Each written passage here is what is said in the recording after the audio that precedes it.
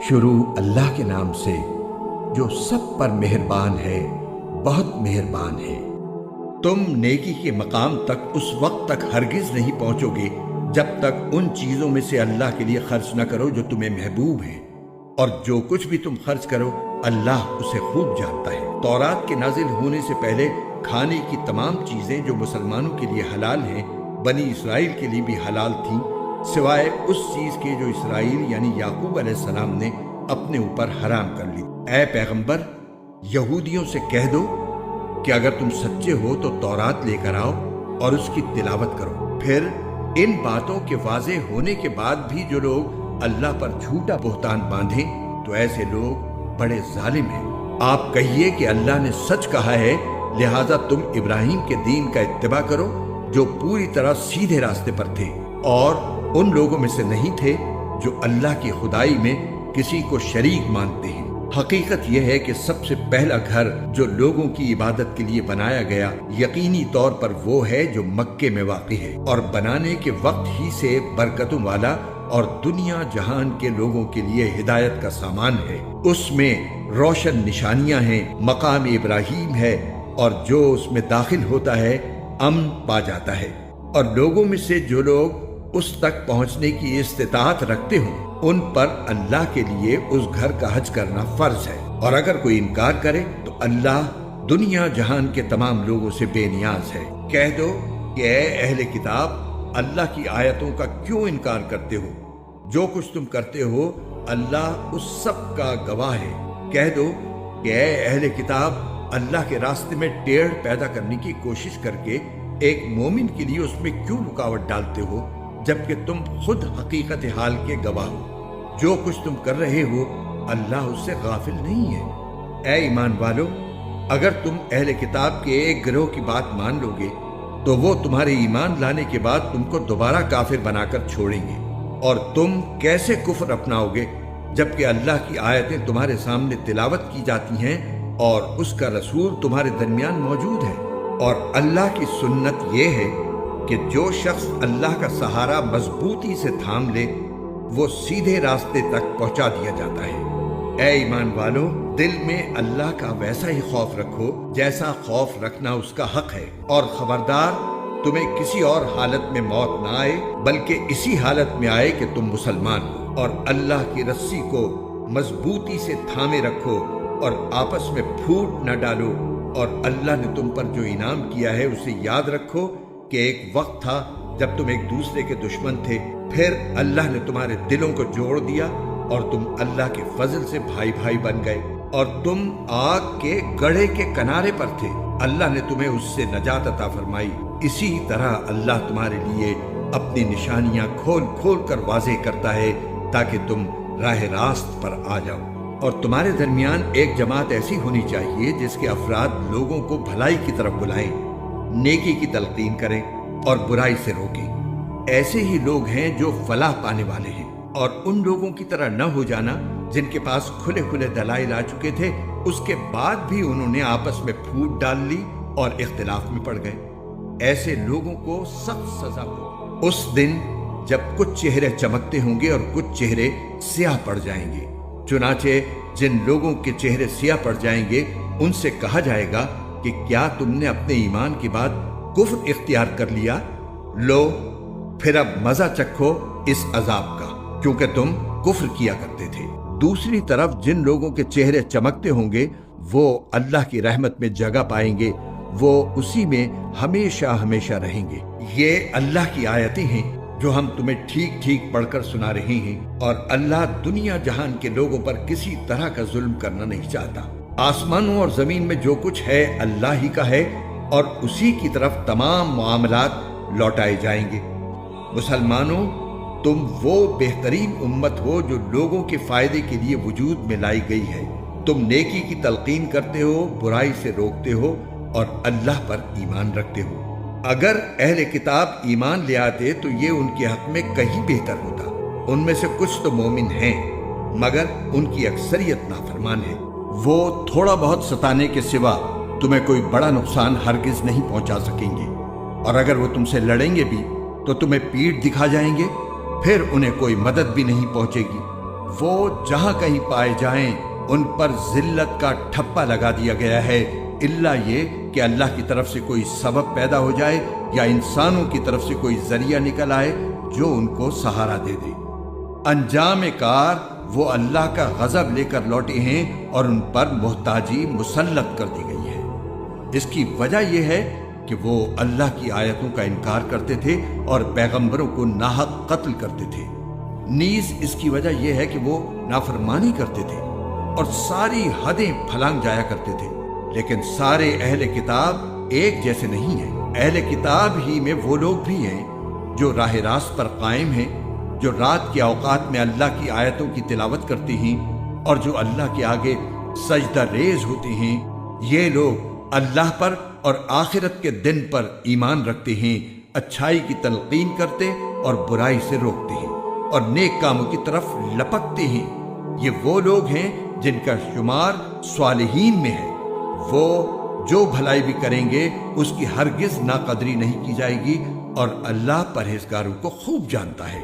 اس کے برعکس جن لوگوں نے کفر اپنا لیا ہے، اللہ کے مقابلے میں نہ ان کے مال ان کے کام آئیں گے نہ اولاد۔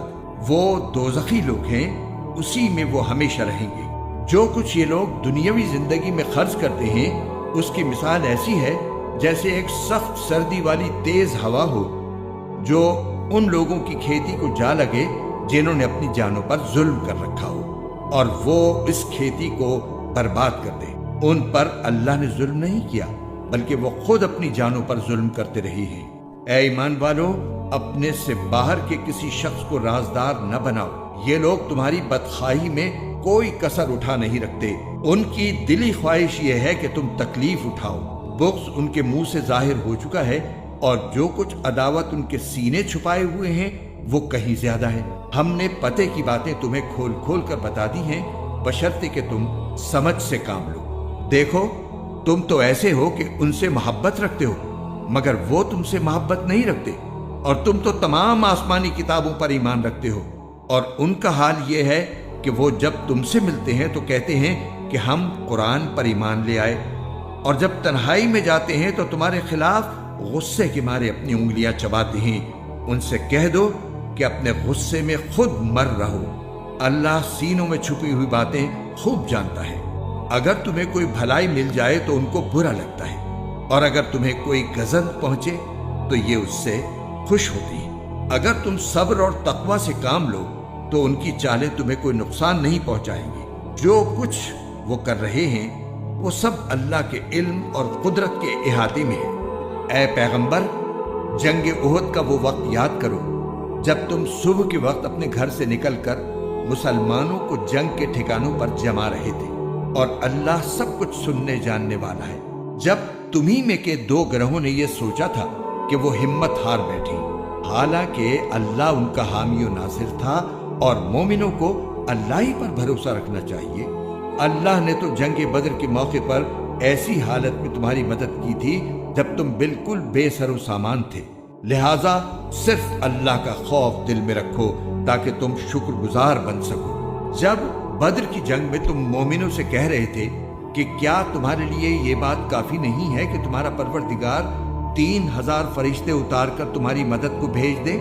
ہاں، بلکہ اگر تم صبر اور تقوی اختیار کرو اور وہ لوگ اپنے اسی ریلے میں اچانک تم تک پہنچ جائیں تو تمہارا پروردگار 5000 فرشتے تمہاری مدد کو بھیج دے گا جنہوں نے اپنی پہچان نمایاں کی ہوئی ہوگی۔ اللہ نے یہ انتظام صرف اس لیے کیا تھا تاکہ تمہیں خوشخبری ملے اور اس سے تمہارے دلوں کو اطمینان نصیب ہو، ورنہ فتح تو کسی اور کی طرف سے نہیں، صرف اللہ کے پاس سے آتی ہے، جو مکمل اقتدار کا بھی مالک ہے، تمام تر حکمت کا بھی مالک۔ اور جنگ بدر میں یہ مدد اللہ نے اس لیے کی تاکہ جن لوگوں نے کفر اپنایا ہے ان کا ایک حصہ کاٹ کر رکھ دے یا ان کو ایسی ذلت آمیز شکست دے کہ وہ نامراد ہو کر واپس چلے جائیں۔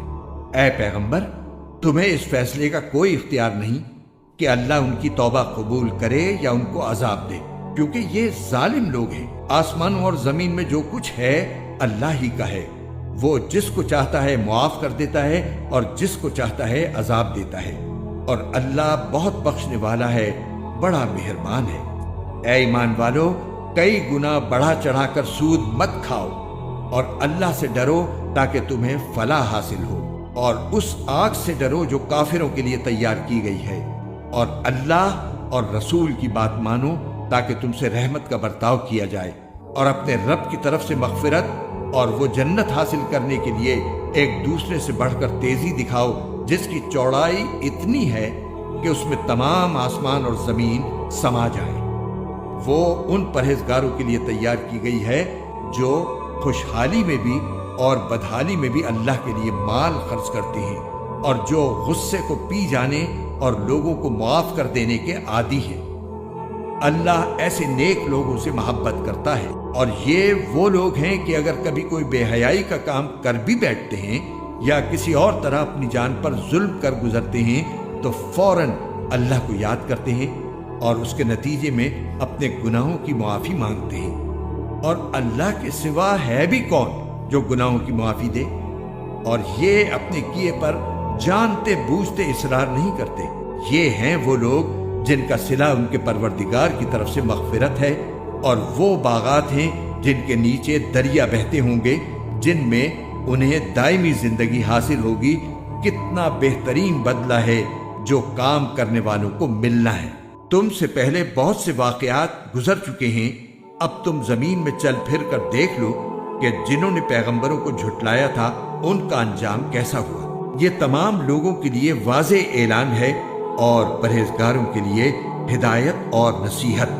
मुसलमानों, तुम न तो कमजोर पड़ो और न गमगीन रहो। अगर तुम वाकई मोमिन रहो तो तुम ही सरबलंद होगे।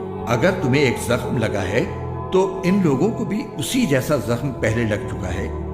ये तो आते जाते दिन हैं जिन्हें हम लोगों के दरमियान बारी बारी बदलते रहते हैं, और मकसद ये था कि अल्लाह ईमान वालों को जांच ले और तुम में से कुछ लोगों को शहीद करार दे, और अल्लाह जालिमों को पसंद नहीं करता। और मकसद ये भी था कि अल्लाह ईमान वालों को मैल कुचैल से निखार कर रख दे और काफिरों को मलिया मेट कर डाले।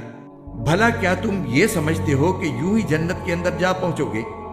हालांकि अभी तक अल्लाह ने तुम में से उन लोगों को जांच कर नहीं देखा जो जिहाद करें, और न उनको जांच कर देखा है जो साबित कदम रहने वाले हैं। और तुम तो खुद मौत का सामना करने से पहले शहादत की मौत की तमन्ना किया करते थे। चुनाचे अब तुमने खुली आंखों से देख लिया है, और मोहम्मद सल्लल्लाहु अलैहि वसल्लम एक रसूल ही तो है। इनसे पहले बहुत से रसूल गुजर चुके हैं। भला अगर इनका इंतकाल हो जाए या इन्हें कत्ल कर दिया जाए तो क्या तुम उल्टे पांव फिर जाओगे? और जो कोई उल्टे पांव फिरेगा वो अल्लाह को हरगिज कोई नुकसान नहीं पहुंचा सकता, और जो शुक्रगुजार बंदे हैं अल्लाह उनको सवाब देगा। और ये किसी भी शख्स के इख्तियार में नहीं है कि उसे अल्लाह के हुक्म के बगैर मौत आ जाए, जिसका एक मुअय्यन वक्त पर आना लिखा हुआ है। और जो शख्स दुनिया का बदला चाहेगा हम उसे उसका हिस्सा दे देंगे, और जो आखिरत का सवाब चाहेगा हम उसे उसका हिस्सा अता कर देंगे। और जो लोग शुक्रगुजार हैं उनको हम जल्द ही उनका अज्र अता करेंगे। कितने सारे पैगंबर हैं जिनके साथ मिलकर बहुत से अल्लाह वालों ने जंग की, नतीजतन उन्हें अल्लाह के रास्ते में जो तकलीफें पहुंची उनकी वजह से न उन्होंने हिम्मत हारी, न वो कमजोर पड़े, और न उन्होंने अपने आप को झुकाया। अल्लाह ऐसे साबित कदम लोगों से मोहब्बत करता है। उनके मुंह से जो बात निकली वो इसके सिवा नहीं थी कि वो कह रहे थे, हमारे परवरदिगार हमारे गुनाहों को भी और हमसे अपने कामों में जो ज्यादती हुई हो उसको भी मुआफ फरमा दे, हमें साबित कदमी बख्श दे और काफिर लोगों के मुकाबले में हमें फतह अता फरमा दे। चुनाचे अल्लाह ने उन्हें दुनिया का इनाम भी दिया और आखिरत का बेहतरीन सवाब भी, और अल्लाह ऐसे नेक लोगों से मोहब्बत करता है। ऐ ईमान वालो, जिन लोगों ने कुफ्र अपना लिया है, अगर तुम उनकी बात मानोगे तो वो तुम्हें उल्टे पांव कुफ्र की तरफ लौटा देंगे और तुम पलटकर सख्त नुकसान उठाओगे। ये लोग तुम्हारे खैरखा नहीं बल्कि अल्लाह तुम्हारा हामी और नासिर है और वो बेहतरीन मददगार है। जिन लोगों ने कुफ्र अपनाया है हम अनकरीब उनके दिलों में रौब डाल देंगे, क्योंकि उन्होंने अल्लाह की खुदाई में ऐसी चीजों को शरीक ठहराया है جن کے بارے میں اللہ نے کوئی دلیل نہیں اتاری، ان کا ٹھکانہ جہنم ہے اور وہ ظالموں کا بدترین ٹھکانہ ہے۔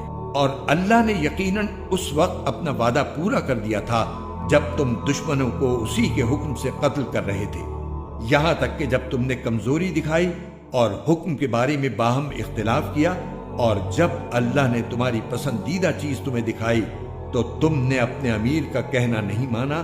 تم میں سے کچھ لوگ وہ تھے جو دنیا چاہتے تھے اور کچھ وہ تھے جو آخرت چاہتے تھے، پھر اللہ نے ان سے تمہارا رخ پھیر دیا تاکہ تمہیں آزمائے۔ البتہ اب وہ تمہیں معاف کر چکا ہے اور اللہ مومنوں پر بڑا فضل کرنے والا ہے۔ وہ وقت یاد کرو جب تم منہ اٹھائے چلے جا رہے تھے اور کسی کو مڑ کر نہیں دیکھتے تھے، اور رسول تمہارے پیچھے سے تمہیں پکار رہے تھے، چنانچہ اللہ نے تمہیں رسول کو غم دینے کے بدلے شکست کا غم دیا تاکہ آئندہ تم زیادہ صدمہ نہ کیا کرو، نہ اس چیز پر جو تمہارے ہاتھ سے جاتی رہے اور نہ کسی اور مصیبت پر جو تمہیں پہنچ جائے، اور اللہ تمہارے تمام کاموں سے پوری طرح باخبر ہے۔ پھر اس غم کے بعد اللہ نے تم پر طمانینت نازل کی، ایک اونگ جو تم میں سے کچھ لوگوں پر چھا رہی تھی، اور ایک گروہ وہ تھا جسے اپنی جانوں کی پڑی ہوئی تھی۔ وہ لوگ اللہ کے بارے میں ناحق ایسے گمان کر رہے تھے جو جہالت کے خیالات تھے۔ وہ کہہ رہے تھے، کیا ہمیں بھی کوئی اختیار حاصل ہے؟ کہہ دو کہ اختیار تو تمام تر اللہ کا ہے۔ یہ لوگ اپنے دلوں میں وہ باتیں چھپاتے ہیں جو آپ کے سامنے ظاہر نہیں کرتے۔ کہتے ہیں کہ اگر ہمیں بھی کچھ اختیار ہوتا تو ہم یہاں قتل نہ ہوتے۔ کہہ دو کہ اگر تم اپنے گھروں میں ہوتے تب بھی جن کا قتل ہونا مقدر میں لکھا جا چکا تھا وہ خود باہر نکل کر اپنی اپنی قتل گاہوں تک پہنچ جاتے۔ اور یہ سب اس لیے ہوا تاکہ جو کچھ تمہارے سینوں میں ہے اللہ اسے آزمائے، اور جو کچھ تمہارے دلوں میں ہے اس کا میل کچیل دور کر دے۔ اللہ دلوں کے بھید کو خوب جانتا ہے۔ جن لوگوں نے اس دن پیٹھ پھیری جب دونوں لشکر ایک دوسرے سے ٹکرائے، در حقیقت ان کے بعض اعمال کے نتیجے میں شیطان نے ان کو لغزش میں مبتلا کر دیا تھا، اور یقین رکھو کہ اللہ نے انہیں معاف کر دیا ہے۔ یقیناً اللہ بہت معاف کرنے والا بڑا بردبار ہے۔ اے ایمان والو، ان لوگوں کی طرح نہ ہو جانا جنہوں نے کفر اختیار کر لیا ہے، اور جب ان کے بھائی کسی سرزمین میں سفر کرتے ہیں یا جنگ میں شامل ہوتے ہیں تو یہ ان کے بارے میں کہتے ہیں کہ اگر وہ ہمارے پاس ہوتے تو نہ مرتے اور نہ مارے جاتے۔ ان کی اس بات کا نتیجہ تو صرف یہ ہے کہ اللہ ایسی باتوں کو ان کے دلوں میں حسرت کا سبب بنا دیتا ہے، ورنہ زندگی اور موت تو اللہ دیتا ہے، اور جو عمل بھی تم کرتے ہو اللہ اسے دیکھ رہا ہے۔ اور اگر تم اللہ کے راستے میں قتل ہو جاؤ یا مر جاؤ تب بھی اللہ کی طرف سے ملنے والی مغفرت اور رحمت ان چیزوں سے کہیں بہتر ہے جو یہ لوگ جمع کر رہے ہیں۔ اور اگر تم مر جاؤ یا قتل ہو جاؤ تو اللہ ہی کے پاس تو لے جا کر اکٹھے کیے جاؤ گے۔ ان واقعات کے بعد اللہ کی رحمت ہی تھی جس کی بنا پر اے پیغمبر تم نے ان لوگوں سے نرمی کا برتاؤ کیا۔ اگر تم سخت مزاج اور سخت دل والے ہوتے تو یہ تمہارے آس پاس سے ہٹ کر تتر بتر ہو جاتے۔ لہٰذا ان کو معاف کر دو، ان کے لیے مغفرت کی دعا کرو اور ان سے اہم معاملات میں مشورہ لیتے رہو۔ پھر جب تم رائے پختہ کر کے کسی بات کا عزم کر لو تو اللہ پر بھروسہ کرو، یقیناً اللہ توکل کرنے والوں سے محبت کرتا ہے۔ اگر اللہ تمہاری مدد کرے تو کوئی تم پر غالب آنے والا نہیں، اور اگر وہ تمہیں تنہا چھوڑ دے تو کون ہے جو اس کے بعد تمہاری مدد کرے؟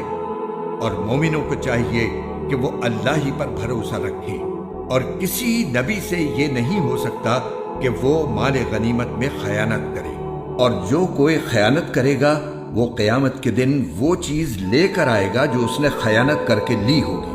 پھر ہر شخص کو اس کے کیے کا پورا بدلہ دیا جائے گا اور کسی پر کوئی ظلم نہیں ہوگا۔ بھلا جو شخص اللہ کی خوشنودی کا تابع ہو وہ اس شخص کی طرح ہو سکتا ہے جو اللہ کی طرف سے ناراضی لے کر لوٹا ہو اور جس کا ٹھکانہ جہنم ہو، اور وہ بہت برا ٹھکانہ ہے۔ اللہ کے نزدیک ان لوگوں کے درجات مختلف ہیں، اور جو کچھ یہ کرتے ہیں اللہ اس کو خوب دیکھتا ہے۔ حقیقت یہ ہے کہ اللہ نے مومنوں پر بڑا احسان کیا کہ ان کے درمیان انہی میں سے ایک رسول بھیجا جو ان کے سامنے اللہ کی آیتوں کی تلاوت کرے، انہیں پاک صاف بنائے اور انہیں کتاب اور حکمت کی تعلیم دے، جبکہ یہ لوگ اس سے پہلے یقیناً کھلی گمراہی میں مبتلا تھے۔ جب تمہیں ایک ایسی مصیبت پہنچی جس سے دگنی تم دشمن کو پہنچا چکے تھے، تو کیا تم ایسے موقع پر یہ کہتے ہو کہ یہ مصیبت کہاں سے آ گئی؟ کہہ دو کہ یہ خود تمہاری طرف سے آئی ہے، بے شک اللہ ہر چیز پر قادر ہے۔ اور تمہیں جو مصیبت اس دن پہنچی جب دونوں لشکر ٹکرائے تھے، وہ اللہ کے حکم سے پہنچی تاکہ وہ مومنوں کو بھی پرکھ کر دیکھ لے اور منافقین کو بھی دیکھ لے۔ اور ان منافقوں سے کہا گیا تھا کہ آؤ اللہ کے راستے میں جنگ کرو یا دفاع کرو، تو انہوں نے کہا تھا کہ اگر ہم دیکھتے کہ جنگ کی طرح جنگ ہوگی تو ہم ضرور آپ کے پیچھے چلتے۔ اس دن جب وہ یہ بات کہہ رہے تھے، وہ ایمان کی بنسبت کفر سے زیادہ قریب تھے۔ وہ اپنے منہ سے وہ بات کہتے ہیں جو ان کے دلوں میں نہیں ہوتی، اور جو کچھ یہ چھپاتے ہیں اللہ اسے خوب جانتا ہے۔ یہ وہ لوگ ہیں جو اپنے شہید بھائیوں کے بارے میں بیٹھے بیٹھے یہ باتیں بناتے ہیں کہ اگر وہ ہماری بات مانتے تو قتل نہ ہوتے۔ کہہ دو کہ اگر تم سچے ہو تو خود اپنے آپ ہی سے موت کو ٹال دینا، اور اے پیغمبر، جو لوگ اللہ کے راستے میں قتل ہوئے ہیں انہیں ہرگز مردہ نہ سمجھنا، بلکہ وہ زندہ ہے، انہیں اپنے رب کے پاس رزق ملتا ہے۔ اللہ نے ان کو اپنے فضل سے جو کچھ دیا ہے وہ اس پر مگن ہے، اور ان کے پیچھے جو لوگ ابھی ان کے ساتھ شہادت میں شامل نہیں ہوئے، ان کے بارے میں اس بات پر بھی خوشی مناتے ہیں کہ جب وہ ان سے آ کر ملیں گے تو نہ ان پر کوئی خوف ہوگا اور نہ وہ غمگین ہوں گے۔ وہ اللہ کی نعمت اور فضل پر بھی خوشی مناتے ہیں، اور اس بات پر بھی کہ اللہ مومنوں کا اجر ضائع نہیں کرتا۔ وہ لوگ جنہوں نے زخم کھانے کے بعد بھی اللہ اور رسول کی پکار کا فرما برداری سے جواب دیا، ایسے نیک اور متقی لوگوں کے لیے زبردست اجر ہے۔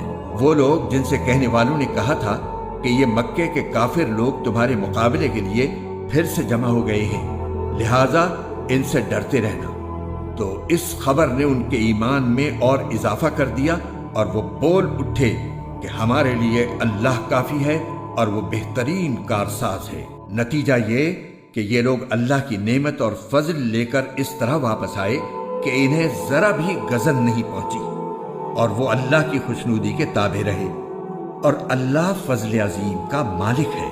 در حقیقت یہ تو شیطان ہے جو اپنے دوستوں سے ڈراتا ہے، لہٰذا اگر تم مومن ہو تو ان سے خوف نہ کھاؤ اور بس میرا خوف رکھو۔ اور اے پیغمبر، جو لوگ کفر میں ایک دوسرے سے بڑھ کر تیزی دکھا رہے ہیں وہ تمہیں صدمے میں نہ ڈالیں۔ یقین رکھو وہ اللہ کا ذرا بھی نقصان نہیں کر سکتے۔ اللہ یہ چاہتا ہے کہ آخرت میں ان کا کوئی حصہ نہ رکھے، اور ان کے لیے زبردست عذاب تیار ہے۔ جن لوگوں نے ایمان کے بدلے کفر کو مول لے لیا ہے وہ اللہ کو ہرگز ذرا بھی نقصان نہیں پہنچا سکتے، اور ان کے لیے ایک دکھ دینے والا عذاب تیار ہے۔ اور جن لوگوں نے کفر اپنا لیا ہے وہ ہرگز یہ نہ سمجھیں کہ ہم انہیں جو ڈھیل دے رہے ہیں وہ ان کے لیے کوئی اچھی بات ہے۔ حقیقت یہ ہے کہ ہم تو انہیں صرف اس لیے ڈھیل دے رہے ہیں تاکہ وہ گناہ میں اور آگے بڑھ جائیں، اور آخر کار ان کے لیے ایسا عذاب ہوگا جو انہیں ذلیل کر کے رکھ دے گا۔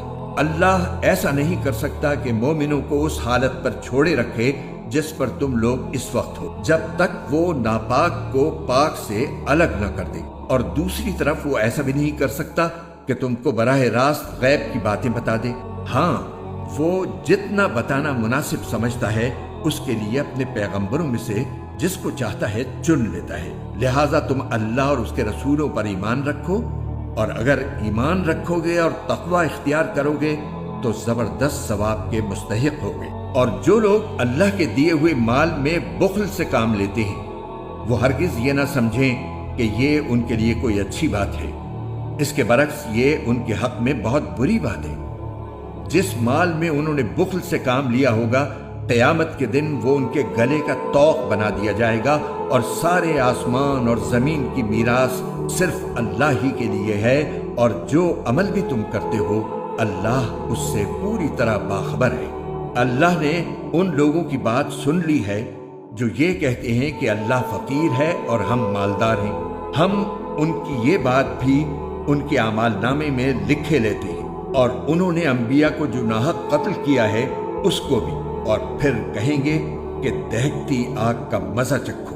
یہ سب تمہارے ہاتھوں کے کرتوت کا نتیجہ ہے جو تم نے آگے بھیج رکھا تھا، ورنہ اللہ بندوں پر ظلم کرنے والا نہیں ہے۔ یہ وہ لوگ ہیں جو کہتے ہیں کہ اللہ نے ہم سے یہ وعدہ لیا ہے کہ کسی پیغمبر پر اس وقت تک ایمان نہ لائیں جب تک وہ ہمارے پاس ایسی قربانی لے کر نہ آئے جسے آگ کھا جائے۔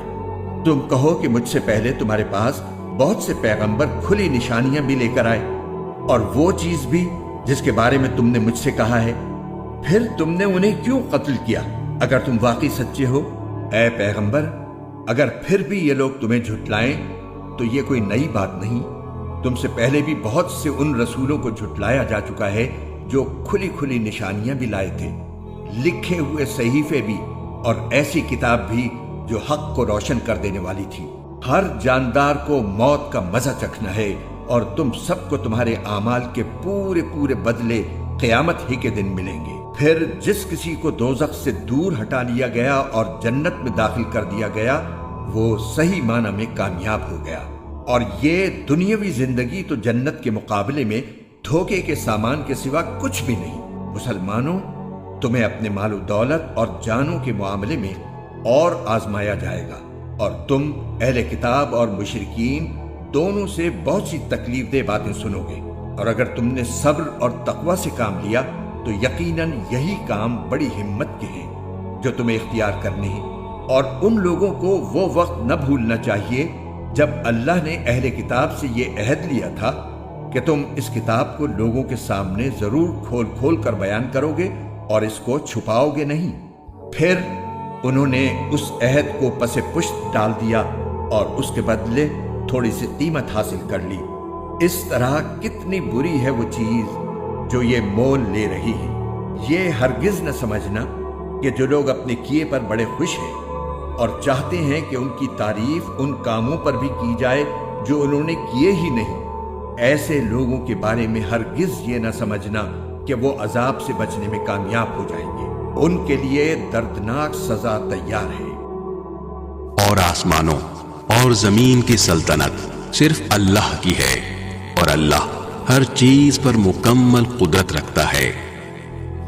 بے شک آسمانوں اور زمین کی تخلیق میں اور رات دن کے باری باری آنے جانے میں ان عقل والوں کے لیے بڑی نشانیاں ہیں جو اٹھتے بیٹھتے اور لیٹے ہوئے ہر حال میں اللہ کو یاد کرتے ہیں، اور آسمانوں اور زمین کی تخلیق پر غور کرتے ہیں، اور انہیں دیکھ کر بول اٹھتے ہیں کہ اے ہمارے پروردگار، آپ نے یہ سب کچھ بے مقصد پیدا نہیں کیا، آپ ایسے فضول کام سے پاک ہیں، پس ہمیں دوزخ کے عذاب سے بچا لیجئے۔ اے ہمارے رب، آپ جس کسی کو دوزخ میں داخل کر دیں اسے آپ نے یقیناً رسوا ہی کر دیا، اور ظالموں کو کسی قسم کے مددگار نصیب نہ ہوں گے۔ اے ہمارے پروردگار، ہم نے ایک منادی کو سنا جو ایمان کی طرف پکار رہا تھا کہ اپنے پروردگار پر ایمان لاؤ، چنانچہ ہم ایمان لے آئے۔ لہٰذا اے ہمارے پروردگار، ہماری خاطر ہمارے گناہ بخش دیجئے، ہماری برائیوں کو ہم سے مٹا دیجئے، اور ہمیں نیک لوگوں میں شامل کر کے اپنے پاس بلائیے۔ اور اے ہمارے پروردگار، ہمیں وہ کچھ بھی عطا فرمائیے جس کا وعدہ آپ نے اپنے پیغمبروں کے ذریعے ہم سے کیا ہے، اور ہمیں قیامت کے دن رسوا نہ کیجیے۔ یقیناً آپ وعدے کی کبھی خلاف ورزی نہیں کیا کرتے۔ چنانچہ ان کے پروردگار نے ان کی دعا قبول کی اور کہا کہ میں تم میں سے کسی کا عمل ضائع نہیں کروں گا، خواہ وہ مرد ہو یا عورت، تم سب آپس میں ایک جیسے ہو۔ لہٰذا جن لوگوں نے ہجرت کی اور انہیں ان کے گھروں سے نکالا گیا اور میرے راستے میں تکلیفیں دی گئیں، اور جنہوں نے دین کی خاطر لڑائی لڑی اور قتل ہوئے، میں ان سب کی برائیوں کا ضرور کفارہ کر دوں گا، اور انہیں ضرور بالضرور ایسے باغات میں داخل کروں گا جن کے نیچے نہریں بہتی ہوں گی۔ یہ سب کچھ اللہ کی طرف سے انعام ہوگا، اور اللہ ہی ہے جس کے پاس بہترین انعام ہے۔ جن لوگوں نے کفر اپنا لیا ہے ان کا شہروں میں خوشحالی کے ساتھ چلنا پھرنا تمہیں ہرگز دھوکے میں نہ ڈالے۔ یہ تو تھوڑا سا مزہ ہے جو یہ اڑا رہی ہیں، پھر ان کا ٹھکانہ جہنم ہے اور وہ بدترین بچھونا ہے۔ لیکن جو لوگ اپنے پروردگار سے ڈرتے ہوئے عمل کرتے ہیں ان کے لیے ایسے باغات ہیں جن کے نیچے نہریں بہتی ہیں، اللہ کی طرف سے میزبانی کے طور پر وہ ہمیشہ ان میں رہیں گے، اور جو کچھ اللہ کے پاس ہے وہ نیک لوگوں کے لیے کہیں بہتر ہے۔ اور بے شک اہل کتاب میں بھی ایسے لوگ موجود ہیں جو اللہ کے آگے عجز و نیاز کا مظاہرہ کرتے ہوئے اللہ پر بھی ایمان رکھتے ہیں، اس کتاب پر بھی جو تم پر نازل کی گئی ہے اور اس پر بھی جو ان پر نازل کی گئی تھی، اور اللہ کی آیتوں کو تھوڑی سی قیمت لے کر بیچ نہیں ڈالتے۔ یہ وہ لوگ ہیں جو اپنے پروردگار کے پاس اپنے اجر کے مستحق ہیں، بے شک اللہ حساب جلد چکانے والا ہے۔ اے ایمان والو، صبر اختیار کرو، مقابلے کے وقت ثابت قدمی دکھاؤ اور سرحدوں کی حفاظت کے لیے جمے رہو اور اللہ سے ڈرتے رہو تاکہ تمہیں فلاح نصیب ہو۔ شروع اللہ کے نام سے جو سب پر مہربان ہے، بہت مہربان ہے۔ اے لوگو، اپنے پروردگار سے ڈرو جس نے تمہیں ایک جان سے پیدا کیا اور اسی سے اس کی بیوی پیدا کی، اور ان دونوں سے بہت سے مرد اور عورتیں دنیا میں پھیلا دیے۔ اور اللہ سے ڈرو جس کا واسطہ دے کر تم ایک دوسرے سے اپنے حقوق مانگتے ہو، اور رشتہ داریوں کی حق تلفی سے ڈرو۔ یقین رکھو کہ اللہ تمہاری نگرانی کر رہا ہے، اور یتیموں کو ان کے مال دے دو اور اچھے مال کو خراب مال سے تبدیل نہ کرو، اور ان یتیموں کا مال اپنے مال کے ساتھ ملا کر مت کھاؤ، بے شک یہ بڑا گناہ ہے۔ اور اگر تمہیں یہ اندیشہ ہو کہ تم یتیموں کے بارے میں انصاف سے کام نہیں لے سکو گے تو ان سے نکاح کرنے کے بجائے دوسری عورتوں میں سے کسی سے نکاح کر لو جو تمہیں پسند آئے، 2 سے، 3 سے اور 4 سے۔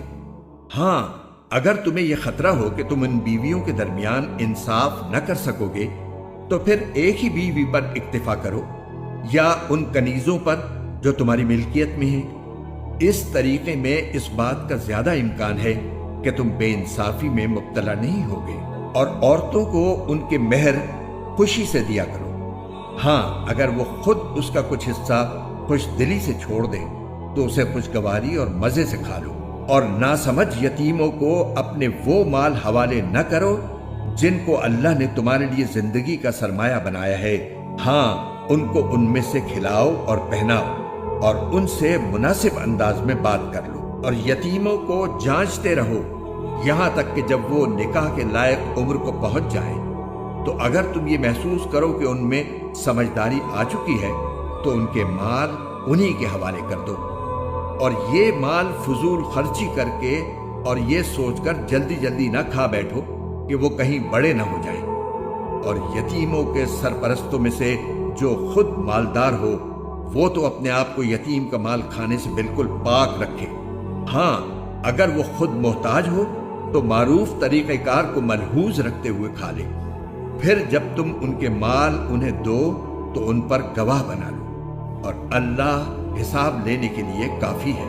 مردوں کے لیے بھی اس مال میں حصہ ہے جو والدین اور قریب ترین رشتہ داروں نے چھوڑا ہو، اور عورتوں کے لیے بھی اس مال میں حصہ ہے جو والدین اور قریب ترین رشتہ داروں نے چھوڑا ہو، چاہے وہ ترکہ تھوڑا ہو یا زیادہ، یہ حصہ اللہ کی طرف سے مقرر ہے۔ اور جب میراث کی تقسیم کے وقت غیر وارث رشتہ دار، یتیم اور مسکین لوگ آ جائیں تو ان کو بھی اس میں سے کچھ دے دو اور ان سے مناسب انداز میں بات کرو۔ اور وہ لوگ یتیموں کے مال میں خرد برد کرنے سے ڈریں جو اگر اپنے پیچھے کمزور بچے چھوڑ کر جائیں تو ان کی طرف سے فکر مند رہیں گے، لہٰذا وہ اللہ سے ڈریں اور سیدھی سیدھی بات کہا کریں۔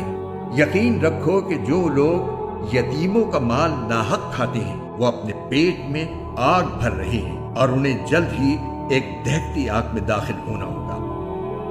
اللہ تمہاری اولاد کے بارے میں تم کو حکم دیتا ہے کہ مرد کا حصہ 2 عورتوں کے برابر ہے، اور اگر صرف عورتیں ہی ہوں 2 یا 2 سے زیادہ تو مرنے والے نے جو کچھ چھوڑا ہو انہیں اس کا 2/3 حصہ ملے گا، اور اگر صرف ایک عورت ہو تو اسے ترکے کا آدھا حصہ ملے گا۔ اور مرنے والے کے والدین میں سے ہر ایک کو ترکے کا 6واں حصہ ملے گا، بشرطے کہ مرنے والے کی کوئی اولاد ہو، اور اگر اس کی کوئی اولاد نہ ہو اور اس کے والدین ہی اس کے وارث ہوں تو اس کی ماں 3/4 حصے کی حقدار ہے۔ ہاں، اگر اس کے کئی بھائی ہوں تو اس کی ماں کو 6واں حصہ دیا جائے گا، اور یہ ساری تقسیم اس وصیت پر عمل کرنے کے بعد ہوگی جو مرنے والے نے کی ہو، یا اگر اس کے ذمے کوئی قرض ہے تو اس کی ادائیگی کے بعد۔ تمہیں اس بات کا ٹھیک ٹھیک علم نہیں ہے کہ تمہارے باپ بیٹوں میں سے کون فائدہ پہنچانے کے لحاظ سے تم سے زیادہ قریب ہے۔ یہ تو اللہ کے مقرر کیے ہوئے حصے ہیں۔ یقین رکھو کہ اللہ علم کا بھی مالک ہے، حکمت کا بھی مالک۔ اور تمہاری بیویاں جو کچھ چھوڑ کر جائیں اس کا آدھا حصہ تمہارا ہے، بشرطے کہ ان کی کوئی اولاد زندہ نہ ہو، اور اگر ان کی کوئی اولاد ہو تو اس وصیت پر عمل کرنے کے بعد جو انہوں نے کی ہو اور ان کے قرض کی ادائیگی کے بعد تمہیں ان کے ترکے کا 1/4 حصہ ملے گا، اور تم جو کچھ چھوڑ کر جاؤ اس کا 1/4 ان بیویوں کا ہے، بشرطے کہ تمہاری کوئی اولاد زندہ نہ ہو۔ اور اگر تمہاری کوئی اولاد ہو تو اس وصیت پر عمل کرنے کے بعد جو تم نے کی ہو اور تمہارے قرض کی ادائیگی کے بعد ان کو تمہارے ترکے کا 8واں حصہ ملے گا۔ اور اگر وہ مرد یا عورت جس کی میراث تقسیم ہونی ہے ایسا ہو کہ نہ اس کے والدین زندہ ہوں نہ اولاد، اور اس کا ایک بھائی یا ایک بہن زندہ ہو، تو ان میں سے ہر ایک 6 حصے کا حقدار ہے۔ اور اگر وہ اس سے زیادہ ہوں تو وہ سب 1/3 میں شریک ہوں گے، مگر جو وصیت کی گئی ہو اس پر عمل کرنے کے بعد اور مرنے والے کے ذمے جو قرض ہو اس کی ادائیگی کے بعد، بشرطے کہ وصیت یا قرض کے اقرار کرنے سے اس نے کسی کو نقصان نہ پہنچایا ہو۔ یہ سب کچھ اللہ کا حکم ہے، اور اللہ ہر بات کا علم رکھنے والا بردبار ہے۔ یہ اللہ کی مقرر کی ہوئی حدود ہیں، اور جو شخص اللہ اور اس کے رسول کی اطاعت کرے گا وہ اس کو ایسے باغات میں داخل کرے گا جن کے نیچے نہریں بہتی ہوں گی، ایسے لوگ ہمیشہ ان باغات میں رہیں گے، اور یہ زبردست کامیابی ہے۔ اور جو شخص اللہ اور اس کے رسول کی نافرمانی کرے گا اور اس کی مقرر کی ہوئی حدود سے تجاوز کرے گا، اسے اللہ دوزخ میں داخل کرے گا جس میں وہ ہمیشہ رہے گا، اور اس کو ایسا عذاب ہوگا جو ذلیل کر کے رکھ دے گا۔